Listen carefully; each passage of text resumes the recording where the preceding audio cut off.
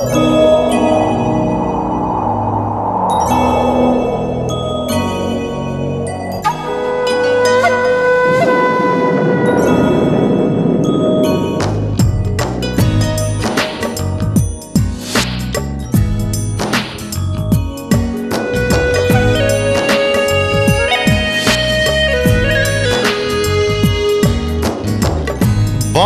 মন বল কে সুখী বল, কতটা মেঘে কতটা জল, কতটা সুখে কতটা ফাগুন, কতটা দুঃখে কতটা গুণ। বল মন বল কে সুখী বল, কতটা মেঘে কতটা জল, কতটা সুখে কতটা ফাগুন, কতটা দুঃখে কতটা গুণ। বল মন বল।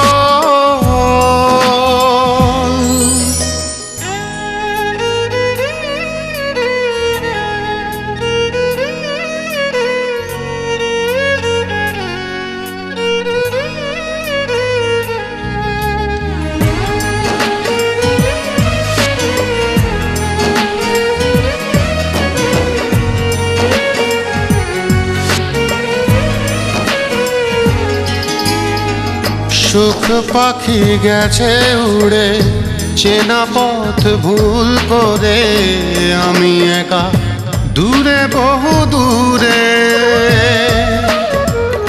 শ্রাবণ আকাশটা অভিমানী মনটা এক নদী হলো দু চোখে।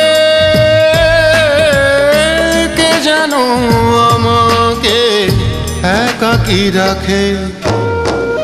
বল মন বল কে সুখী বল।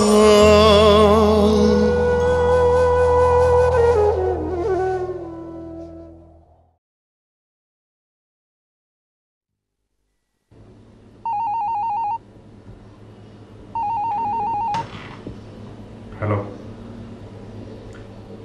আচ্ছা হ্যাঁ, আমি একটা সোর্স পাঠিয়েছিলাম। হ্যাঁ এসেছে? ওকে, পাঠিয়ে দিন।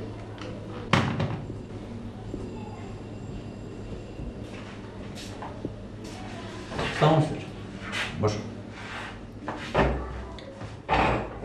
স্যার, আপনার জন্য একটা ভেরি ইম্পর্টেন্ট ইনফরমেশন আছে। কীরকম? আপনি আমার পলাশ সম্পর্কে খোঁজ নিতে বলছিলেন না? হ্যাঁ, কোনো ইনফরমেশন পেয়েছো?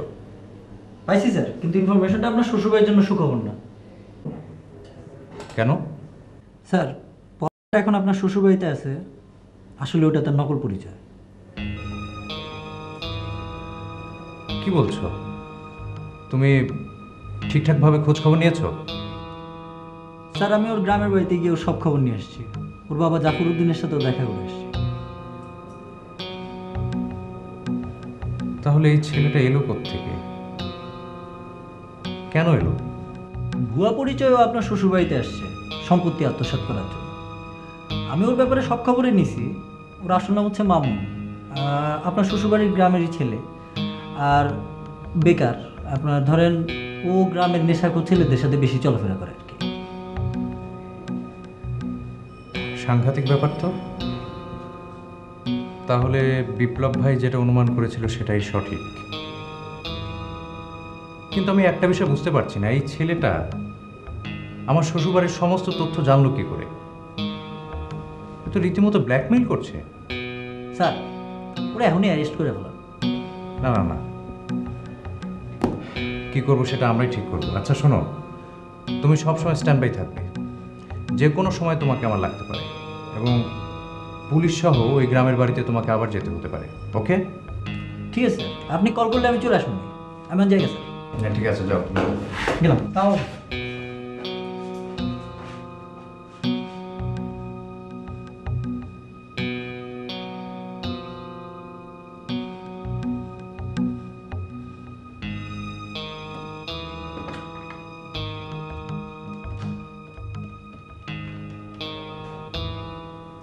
হ্যালো ভাইয়া, আসসালামু আলাইকুম। জি সজল ভাইয়া, আপনার সাথে একটু জরুরি কথা ছিল আমার। জি জি জি ভাইয়া, ঠিক আছে, আসসালামু আলাইকুম।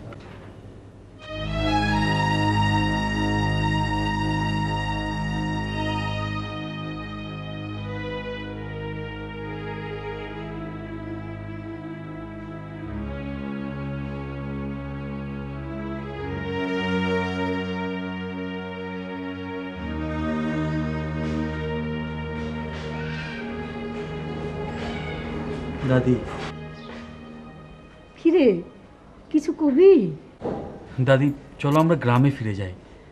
আমার এই শহরে একদম ভাল লাগছে না। ভাল লাগবো না কেন? এটা তো তোর নিজের বাড়ি নাকি? দাদি, আমার এই বাড়ি টাড়ির কিছু দরকার নেই। আমি শুধু গ্রামে ফিরে যেতে চাই, যেখানে আমার বাবা মা ছিলেন। আমার শুধু এই স্মৃতিটুকুই দরকার, বাস। তারপর আমি বিদেশ চলে যাব। কি বিদেশে যাবি কেন? কতদিন পরে ফিরে আইসোস দাদু? না না না, তোরে আমি যাইতে দেবো না, তোরে আমার কাছে আমি রাইখা দেবো। কিন্তু দাদি, এই বাড়িতে আমার একদম ভাল লাগছে না।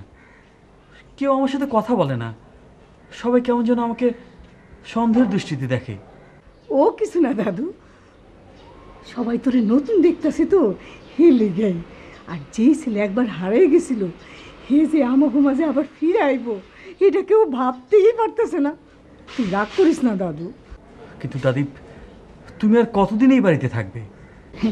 এই দিয়ার বিয়া পর্যন্ত, বুঝছো? এই বাড়ির মালিকানা তোর হাতে যতদিন না আসবো ততদিন পর্যন্ত এই বাড়িতে থাকুন। তারপর রাহাত্রি দিয়া নতুন করে দলিল করাই তুইব না। তোর বাজানের সম্পত্তি তোর হাতে যতদিন না দেবো দাদু, ততদিন যে আমি ময়রাও শান্তি পাবো না দাদু, ততদিন আমি ময়রাও শান্তি পাবো না।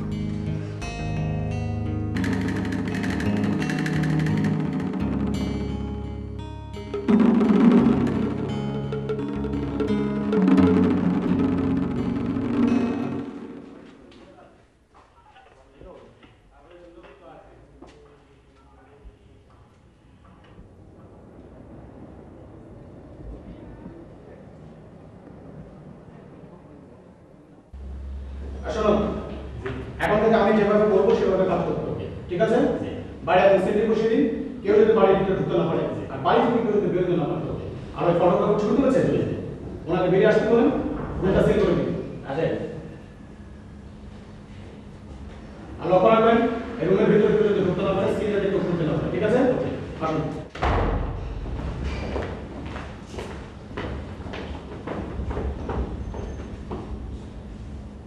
রানা সাহেব, আপনি কি মনে করেন আপনার স্ত্রীকে যারা হত্যা করেছে তাদেরকে আপনি চেনেন?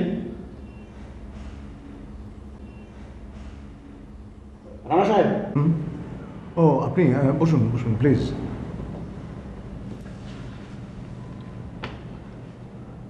আপনি কি আপনার স্ত্রীর হত্যাকারীকে চেনেন?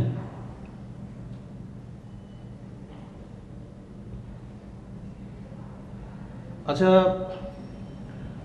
আপনার স্ত্রীর কোনো আত্মীয় স্বজনকে আপনি জানেন? না, মোহনার সাথে আপনার পরিচয় কতদিনের? ওর সঙ্গে আমার পরিচয় হয় বিদেশে। বিদেশে? তাহলে মোহনার সাথে আপনার খুব অল্প দিনের পরিচয়। জি।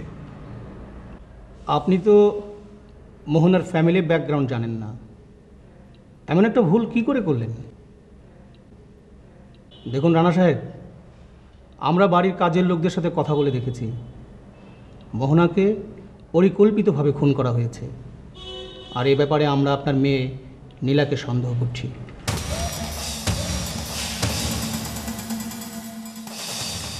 কি বলছেন এসব? আমার মেয়ের সঙ্গে জড়িত? দেখুন রানা সাহেব, ইনভেস্টিগেশনে যতটুকু দেখা যায়, আপনি মোহনাকে বিয়ে করে বিদেশ থেকে ফিরেছেন, আর মোহনা আপনার চেয়ে বয়সে অনেক ছোট। এই ব্যাপারটি আপনার মেয়ে নীলা কোনোভাবেই মেনে নিতে পারেনি।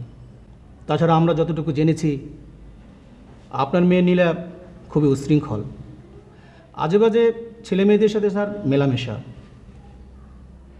আর একটা ব্যাপার কি জানেন, মোহনা এ বাড়িতে খুন হয়েছে, অথচ আপনার মেয়ে নীলা এখানে নেই। আপনারা যেটা ভালো বোঝেন সেটা করুন, কিন্তু এর সঙ্গে আমার মেয়েকে জড়াবেন না। আমার মেয়ে একটু জেদি, আমি মেনে নিচ্ছি, কিন্তু আমি 100% শিওর মোহনার মৃত্যুর সঙ্গে আমার মেয়ের কোনো সম্পর্ক নেই।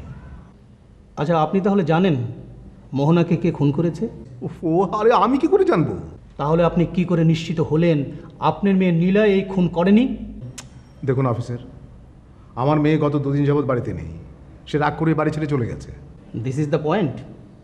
রাগ করে চলে গেছে? কার সাথে রাগ করে চলে গেছে? কি হলো, কথা বলছেন না কেন? হ্যাঁ, মোহনার সঙ্গে রাগ করে বেরিয়ে গেছে। তার মানে কি এই দাঁড়ায় যে এই মৃত্যুর সঙ্গে আমার মেয়ে নীলা জড়িত? তার মানে এটাও নয় যে আপনার মেয়ে একেবারে নিরপরাধ? কি অদ্ভুত ধরনের প্রশ্ন! দেখুন অফিসার, আমি আপনাকে আগেও বলেছি, এখনও বলছি, মোহনার হত্যা রহস্য উদ্ঘাটনের জন্য আপনাদের যে কোনো ধরনের সাহায্য সহযোগিতা প্রয়োজন আমি তা করব। I will help you out for God's sake. মোহনার মৃত্যুর সঙ্গে আমার মেয়েকে জড়াবেন না। She is 100% innocent. আপনি যাই বলুন না কেন রানা সাহেব, আপনার মেয়ে নীলাকে আমাদের প্রয়োজন, সেই সাথে তার ঘনিষ্ঠ বন্ধু বান্ধবদেরও আমার প্রয়োজন। আর একটা কথা, আপনাকে যে কোনো সময় থানায় আসতে হতে পারে। কাইন্ডলি বাড়ি ছেড়ে আপনি কোথাও যাবেন না, প্লিজ।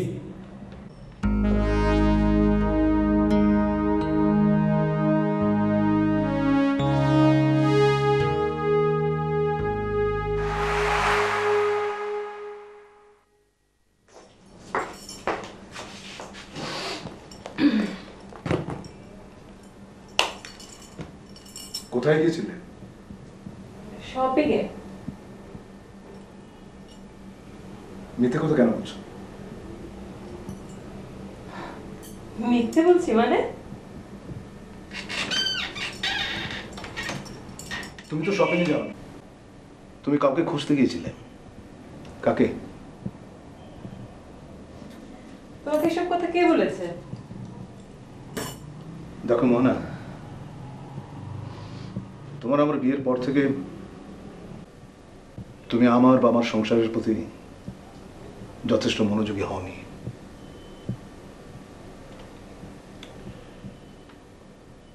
আমার মেয়ে তোমার সম্পর্কে যা বলেছে এখন মনে হচ্ছে সেটা সত্যি। তুমি একটা উদ্দেশ্য নিয়ে আমার কাছে এসেছো, ঠিক না?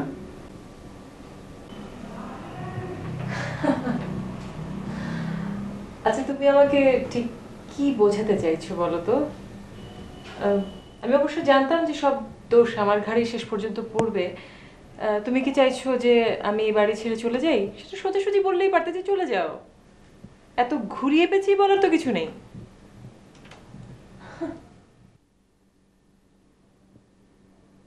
মুকুলকে?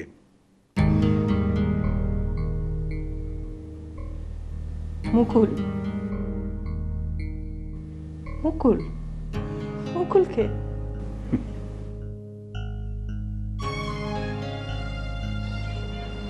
রাখো মোহনা, তুমি আমাকে ভালোবেসে কিংবা আমার কি দেখে বিয়ে করেছো সেটা নিয়ে আমার এখন যথেষ্ট সন্দেহ আছে। আমি কিন্তু তোমাকে ভালোবেসে বিয়ে করেছিলাম।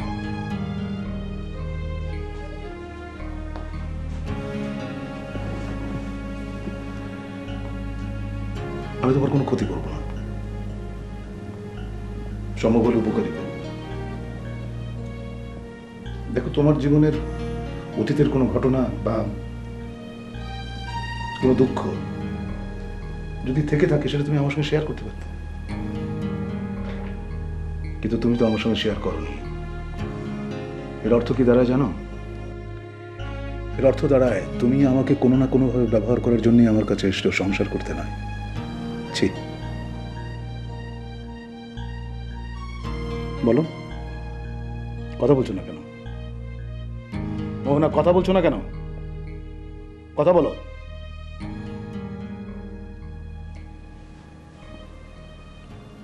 হ্যাঁ না, আমার জীবনে কিছু অতীত স্মৃতি আছে এবং সেটা আমি পৃথিবীর কারোর সাথে শেয়ার করতে চাই না। এবং সেই অতীত আমাকে প্রতিনিয়ত তাড়িয়ে নিয়ে বেড়াচ্ছে। আমি সেটা তোমাকে বলতে পারবো না। Don't press me. আমি কি সেটা তুমি বুঝিয়ে ফেলেছো। I don't have anything to explain more. So don't worry. আমি চলে যাচ্ছি। চলে গেলে কি সব সমস্যার সমাধান হবে? তুমি যে আমার স্ত্রী, এটা কি করে বুঝবে?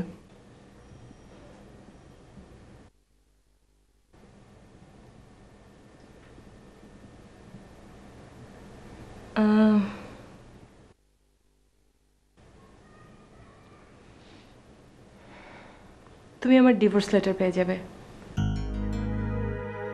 মোহনা, জীবনটাকে এত সহজ পাবো কেন? আর মুকুল ছেলেটা সত্যি ভালো না।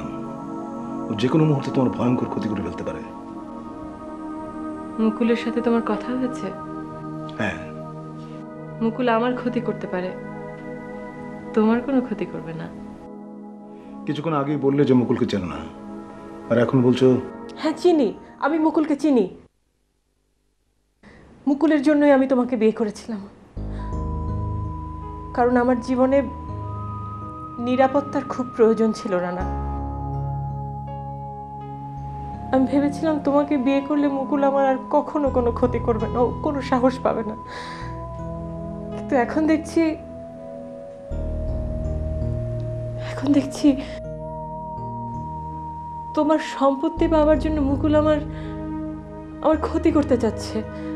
আমি তো কিছুই বুঝতে পারছি না। এই মুকুলটা কে? ও তোমাকে ব্ল্যাকমেল করতে চায় কেন?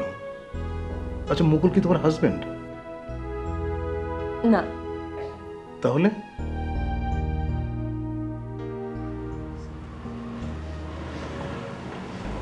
আমি যখন বিদেশে ছিলাম একটা ভয়ঙ্কর ঘটনা ঘটে।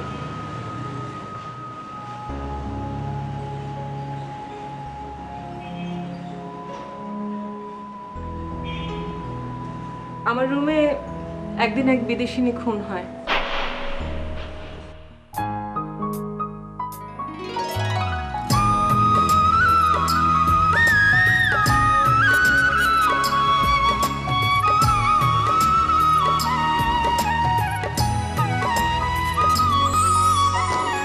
নীল রাতে মেঘ এলো, তারাগুলো নিভে গেল, আমি আজ বড় এলোমেলো।